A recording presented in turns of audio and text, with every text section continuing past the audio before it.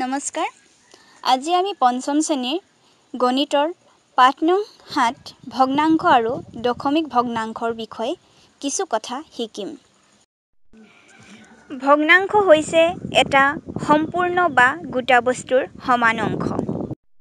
যেনে এটা গোটা আপেলটো যদি আমি এনেদৰে ভাগ কৰোঁ তাক ভগ্নাংশ বুলি কোৱা হয়। এই ভাগসমূহ ভগ্নাংশত এনেদৰে কোৱা হয়: 2/1, 4/1। ৰং কৰা এই গোটা বস্তুসমূহক এনেদৰে কোৱা হয়: 2/2 = 1, 3/3 = 1, 4/4 = 1। ই এটা সম্পূৰ্ণ অংশ। ভগ্নাংশৰ এটাত হৰ আৰু লব থাকে, যেনে 5/3। ইয়াৰে 3টোক লব আৰু 5টোক হৰ বোলা হয়। ঠিক তেনেদৰে 7/3, 3টো হৈছে লব, 7টো হৈছে হৰ।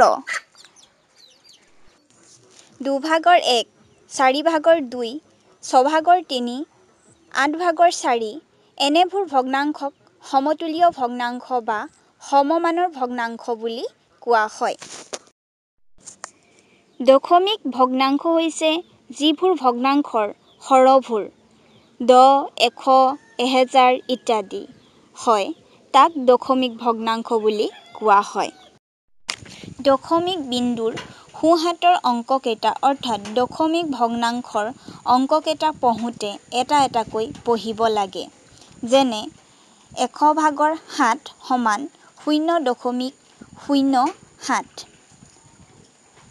100/23 = 0.23, 100/69 = 0.69, 100/31 = 0.31। এই চিনটোক দশমিক চিন বুলি কোৱা হয়। আমি মূল্যায়ন কৰোঁ আহা। 1. ভগ্নাংশ কাক বোলে? 2. দশমিক ভগ্নাংশ কি? উত্তৰ 1.